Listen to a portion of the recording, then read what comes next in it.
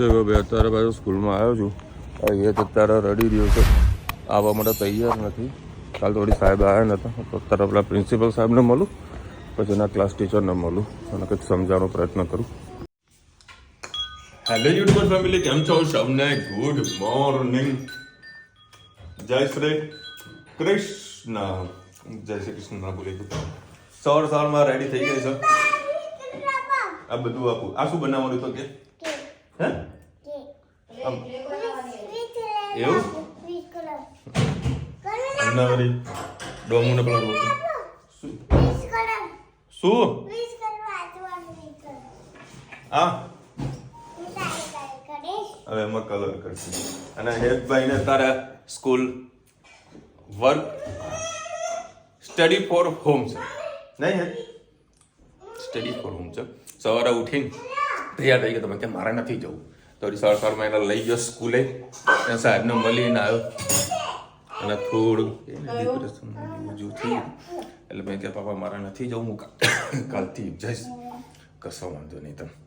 એટલે પછી આજે સાહેબને ફોન આવ્યો કે તમે ટેન્શન ના લ્યો, હવે એકદમ હું કંઈ નથી બોલવાનો, બરાબર? એને રાખીશ, હું એને મોકલો તમ તાર બિંદાસ, હું એને મસ્ત ભણાવીશ અને હોશિયાર બનાવીશ. નહીં હે એવું કીધું ને? સાહેબનો ફોન આવ્યો તો બરાબર, એટલે એ કીધું કે ભાઈ કાલથી હું જઈશ. એની બે શનિવારે મોટેશ્વરી માતાનો જન્મદિવસ છે. કાલે આ બધા જશો. કેમ 31 તારીખ પાટોત્સવ છે અને કાલે ઘરે નિવેદ કરવાની છે. તો બે નિવેદ કરીને પછી જજો ને. 12 વાગે બધું પતી જાય. કશું નહીં તો જવાનું મસ્તું. હવાને પતી જાય. એ ધની આ શું કર્યું બધું? લે બનાવી દેશી ક્લે. તારું તો કે મગજ સટ નહીં. કંઈક ના કંઈક બનાવશે. એ ધબાક વાળી પાપ લાગે બેટા, એવું ના કર. ચા હજુ ગરમ છે, ગરમ છે. હજી ખીચડી બનાવો. હાલ ઉભી રહે, શાંતિ રાખ. મરચું ખાતી થતી આવતી. હા મરચું ખાઈ લે આખું. ચાનો કપ એનો જ જોવે, બીજા કપમાં ચા ના પીવે, રકા બી ના પીવે. ચા ઠંડી થતા પૈસા આપી પીજા કરશે. અને ચલો 9 વાગી ગયા છે.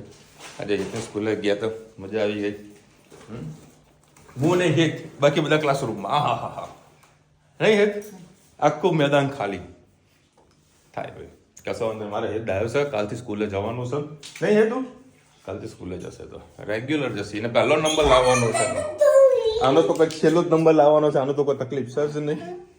આજે આપણે ભૈડાના લાડુ બનાવવાના છે. એના માટે મેં 3 વાટકી આવું ભૈડાનું કરકરો લોટ લઈ લીધો ને 1 વાટકી સાદો લોટ લીધો છે, કેમ કે આ લોટ બહુ જ કરકરો છે. એટલે હવે આપણે એમાં આ ડાબો દઈ દેવાનો છે, 2 પડી જેટલું તેલ એડ કરીને.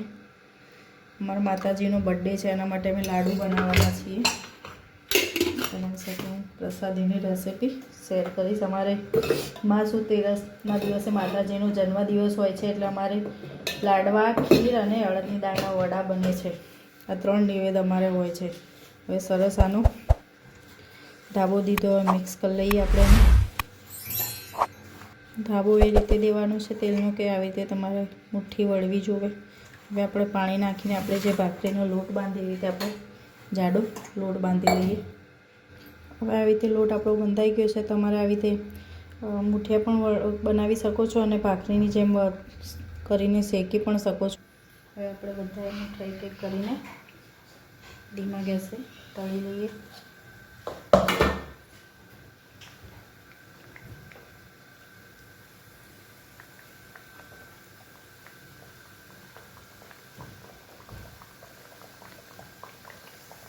જોઈ શકો છો તમે આ રીતે બધા મુઠિયા તળાઈ ગયા છે. હવે આપણે એને ઠંડા થવા દઈએ, પછી મિક્સરમાં ગ્રાઇન્ડ કરી લઈએ. બસ આવી રીતે બધા મુઠિયા ગ્રાઇન્ડરમાં મિક્સરમાં ગ્રાઇન્ડ કરીને એક બાઉલમાં કાઢી લઈએ. સરસ બારીક ભૂકો થઈ ગયો છે. આને ચાળવાની પણ સહેજે જરૂર નહીં પડે. હવે આપણે ઘી મૂકીને ગોળનો પાક કરી દઈએ. તમે જોઈ શકો છો આપણે આજે આટલું ઘી લઈ લીધું છે. હવે એમાં આપણે 1 વાટકી જેટલું ગોળ એડ કરી દઈએ. ગોળને સરસ પાયો નથી કરવાનો, બસ ગરમ થઈ જાય અને મેલ્ટ થઈ જાય એટલું જ ગરમ થવા દેવાનું છે.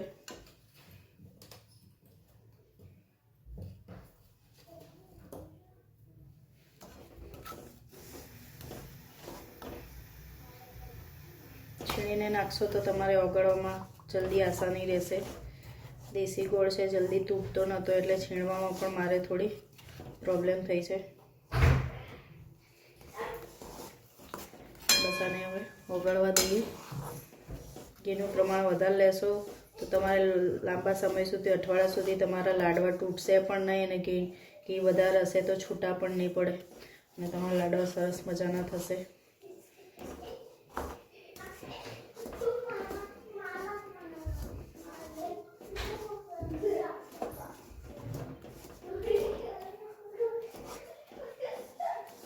બસ આ રીતે ગોળને મેલ્ટ થવા દઈએ. આપણું ઘી સરસ મેલ્ટ થઈ ગયું છે. હવે આપણે ગેસની ફ્લેમ બંધ કરી લઈએ અને જે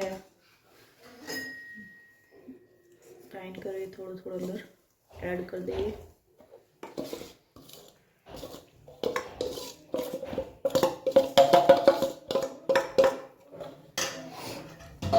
સાથે સાથે આપણે કાજુ, બદામ, દ્રાક્ષ, જાયફળ અને એલચી પણ એડ કરી દઈએ.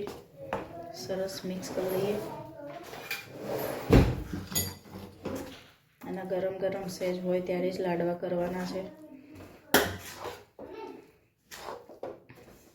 તો તમે આમાં જેટલું ઘી નાખશો એટલું ઓછું જ પડશે.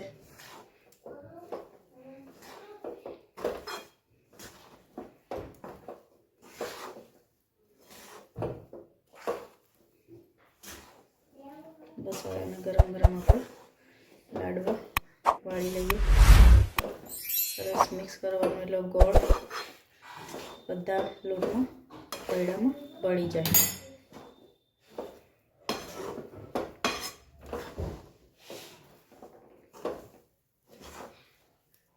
અને જરૂર પડે તો ઉપરથી થોડું ઘી એડ કરી શકો છો, પણ હવે ઘી એડ કરવાની જરૂર નથી. ઘીમાં લચપચા થયા છે, વાળીશું એટલે તમને ખબર પડશે. બસ આ રીતે હલાવી લઈએ. હવે ડીશમાં આપણે સરસ લાડવા મળી લઈએ અને ખસખસમાં એ કરી શકાય. ગણપતિનું બનાવવાનું હોય તો ખસખસમાં નથી એ કરવાના, રગદોળવાના, પણ માતાજીનું છે એટલે તમારે ખસખસમાં રગદોળી શકાશે. બસ આ રીતે ગરમ ગરમ લઈને ડાયરેક્ટ આપણે લાડવા, જો મસ્ત ઘીમાં પચપચા સરસ લાડવા થઈ ગયા છે આપણા. અત્યારે ઘી વધારે લાગશે, પણ જેમ જેમ કોરા પડશે એમ ઘી જામશે એટલે એકદમ ઓછા થઈ જશે ઘીમાં. લથપથ લાડવા તૈયાર. ડાયરેક્ટ આપણે આવી રીતે ડબ્બામાં જ ભરી લઈશું. ચાલુ. ચલો જોઈ શકો છો તમે, આવી રીતે મેં ડબ્બામાં જ ભરી દીધા. કદાચ જવાનું માતાજીએ થાય તો આવી રીતે પ્રસાદીનો ડબ્બો જ લઈને ધરાવી દઈશું, અને નહીં જવાનું થાય તો ડાયરેક્ટ ઘરે થાળ જ ધરાવી દઈશું. આગલા દિવસે એ દિવસે બધું બની ના શકે એટલે મેં આજે આગલા દિવસે આવી રીતે લાડુ બધા બનાવી દીધા છે. તમે જોઈ શકો છો ડાયરેક્ટ બધા ડબ્બામાં જ ભરી દીધા છે પ્રસાદી.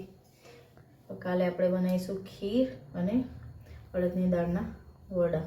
ચલો આવજો. જય શ્રી કૃષ્ણ. અમદાવાદમાં જો રહેવું હોય કાં તો અમદાવાદ આવવું હોય ને તો અમદાવાદી માઇન્ડસેટ રાખવો પડે. આ એટલા માટે કહું છું કે જો આ તમને ગૂગલ મેપ બતાવી રહ્યો છું. ગૂગલ મેપ કહે છે કે લેફ્ટ સાઈડ વળવાનું છે, પરંતુ આ હું અમદાવાદના વચ્ચે વચ છું તો છતાં તમે ટ્રાફિક જુઓ. મારી ગાડીની સ્પીડ નોર્મલી 30-40ની છે, કારણ કે સિંગલ પટ્ટી રસ્તો છે, બરાબર.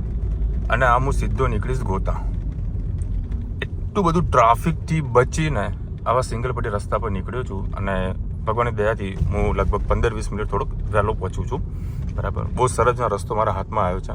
આ તો રસ્તો હું તમને સમજાવવાનો બી પ્રયત્ન પણ કરું, પરંતુ કહીએ ને તોય લોકોના મગજમાં આ રસ્તો સેટ જ થાય એવું નથી. બહુ ગજબનો રસ્તો છે. જો આ સામે ઉપર મેટ્રોની લાઈન છે, બસ સીધી લાઈન ટુ લાઈન પકડવાની છે. અને આ રસ્તો એવો છે ને કે સપોઝ કોઈ ગૂગલ મેપથી પણ ખોલે ને તો આ રસ્તામાં એક વ્યક્તિ કન્ફ્યુઝન થઈ જાય. સિંગલ પટ્ટી રસ્તો. અત્યારે 8:36 થઈ ગયો, લગભગ 10:16 ઘરે પહોંચાડશે. એટલે ગણો 10:30 વાગે મને ઘરે પહોંચીશ. 2 કલાકનું કન્ટિન્યુ ટ્રાવેલિંગ. અને આજે તો બધા રજા ઉપર છે, મતલબ બધાને મેં ના પાડી છે. આજે બીજા કોઈ આવવાનું નથી, ગાડીમાં આજે એકલો છું હું. ચલો વિસરા 10 વાગ્યા છે અને જો મારો હેત કેટલું ભણે છે. અરે મારે ધળવી એ અવાજ બંધ કરે, કોપીરાઈટ જણાયા.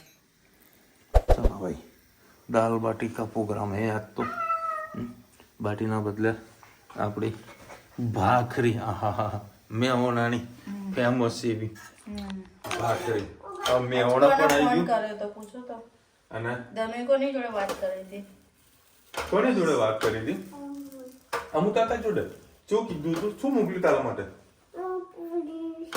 કે હવે હું આવીશ ને તને લઈ જઈશ. સારું તો કે હું મારા નવા નવા કપડા બધા પેક કરી દઈશ. તો કે કપડા તો એમ મળો. તો કે હા આવો. ત્યાં જવાનું ફાઇનલ કરી દીધું. એવું તનું ખાસી વાતો કરીએ. બોલો ધનવીને અમેરિકા જવાનું ફિક્સ થઈ ગયું લે. અબુલભાઈ હમણાં ત્યાં આગળ અત્યારે બરફ વધારે થાય છે, કંઈક સામના મંદિરમાં કંઈક મૂક્યું હતું. શું હતું, શું કહેવાય બરફને? સ્નોનું કંઈક આખું સ્નોમેન કહેવાય. સ્નોમેન મૂક્યું હતું.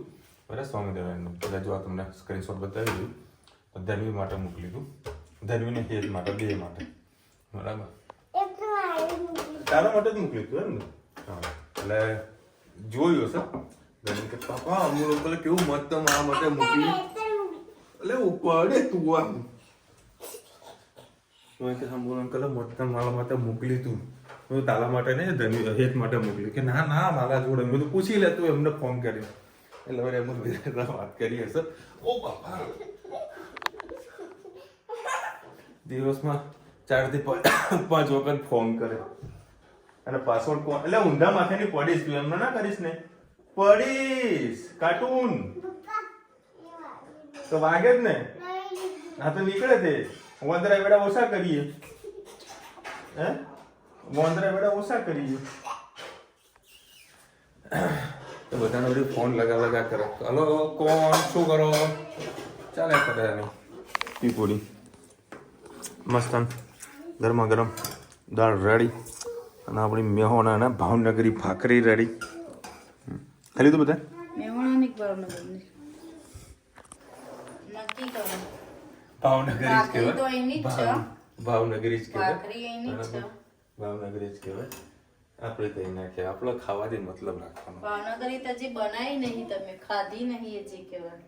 તમારી તાકાત નહીં ખાવાની. ભાઈ તમે તો ભાવનગર બાજુ કદાચ જાઓ મને બીજા રાજકોટમાં, કાઠિયાવાડ હું ભાવનગરની વાત કરું કે ભાવનગર એ મને એનો મને અનુભવ નથી એટલે હું તમને ના કહી શકું. બાકી મને ભાવનગરનો અનુભવ છે.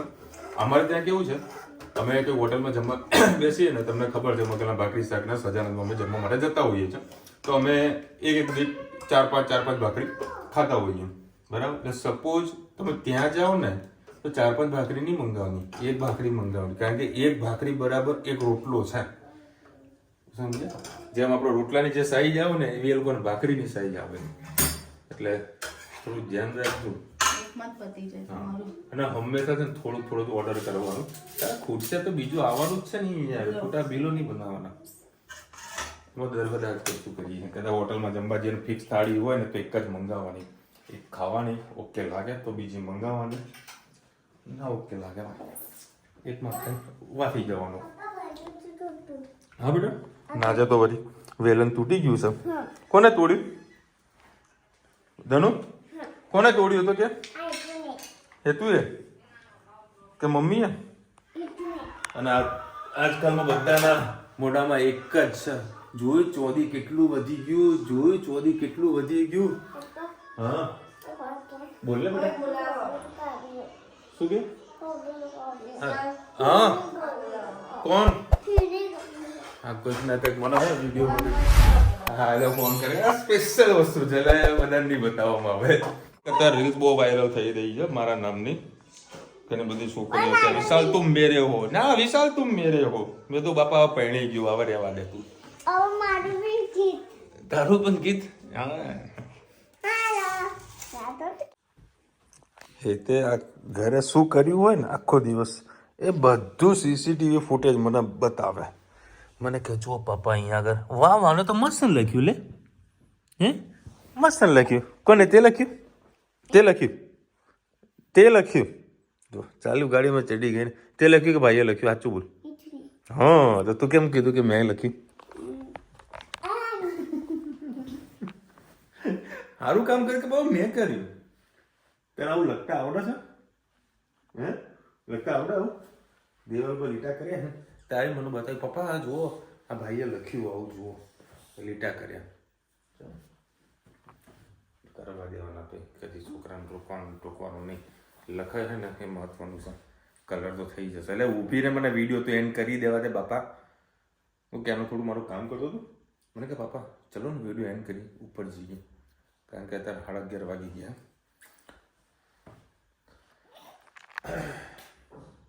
કાલે માતાજીનો બર્થડે છે. મારે તને ને ખબર છે? તને કોને કીધું બેટા? મેં કીધું ને કાલે માતાજીનો બર્થડે ને કાલે હેપી બર્થડે કરવાનું ને. મમ્મી સાથે હમણાં મારે વાત થઈ કાલે ગાડીવાળા જોડે આવી જાય પછી મારે વાત જ દીધી. હા બર્થડે ઉજવવાનો. હા તો મમ્મીને પૂછ્યું ખબર હતા ખાલી પૂછવા માટે ફોન કર્યો. મમ્મી જવાની છે મોટેરા પછી ચેતા નથી જવાની અને સવારે કાલે એકને સ્કૂલે પણ જવાનું છે કારણ કે કાલની સ્કૂલ સવારની છે ને શનિવાર તો બપોરની હોય પણ કાલે સવારની છે. બીજા શું કરે છે બાકી બધા સમજાવે મારા સાસુ બી સમજાવે છે તો ટેન્શન નહીં લેવાનું. સ્કૂલમાં શાંતિથી જવાનું કોઈ મગજમારી નહીં કરવાની જેટલું આવડે એટલું લખવાનું. જોઈએ છે કાલે શું રિઝલ્ટ મળે છે. આ રિઝલ્ટ મળશે બપોરે. અલકાબેન લખી રહી છે લીંબુનો રસ સ્ટોર કરી રખાય સવારમાં કામ આવે. અચ્છા તમે કેટલા લોકો લીંબુનો રસ સાચવીને રાખો છો અને કેટલા દિવસ સુધી રહે છે એ ખાસ કોમેન્ટમાં કહેજો કારણ કે ઉનાળો આવશે ને એટલે લીંબુનો રસ લીંબુનો ભાવ પણ બહુ વધી જતો હોય છે. 200 રૂપિયા 300 રૂપિયા કિલો પહોંચી જતા હોય છે સિઝનની અંદર. જો લીંબુનો રસ વ્યવસ્થિત રહેતો હોય બરાબર મહિનો 1.5-2 મહિનો તો આપણે એનો સ્ટોર કરી દઈએ કારણ કે અત્યારે કદાચ લીંબુ સસ્તા હશે એવું લાગે છે મને એક્ચ્યુઅલી ખબર નથી. અલકાબેન વગેરે જય શ્રી કૃષ્ણ. બટાકાની સૂકી ભાજીમાં મરીનો પાવડર નાખી આવી વાયુ ન થાય. ફરાળી મસાલા પણ બનાવે ફરાળી ભજીયા પણ બને. બીજું ઘણું બધું તમે લખ્યું છે બોલાય એવું નથી કારણ કે અમારે કેપ્ચર છે ને બધું કરી લેશી બરાબર 100%. આજકાલના ઉપવાસના બધા ફરાળીમાં તો બધી જ વાનગીઓ મળે છે. કોઈ વસ્તુ બાકી નથી કે ભાઈ આ વસ્તુ પાણીપુરી એ ફરાળીમાં મળે. બધું જ જે ખાવું હોય ને બધું ફરાળી મળી જાય પણ એકચ્યુઅલમાં ફરાળ તો એને જ કહેવાય કે સવારે સાંજે ભૂખ્યા રહો પણ એ આપણેથી થતું નથી. ચલો જાઓ બી થાય. ચલો મળીશું નવા વિડીયો સાથે નવા મોજ મસ્તીની સાથે. ત્યાં સુધી હમણાં પર જય હિન્દ ભારત માં થઈ જાય અને વિડીયો ગમે તો ફટાફટ લાઈક કરો શેર કરો સબસ્ક્રાઈબ કરવાનું ભૂલતા નહીં. રાધે રાધે.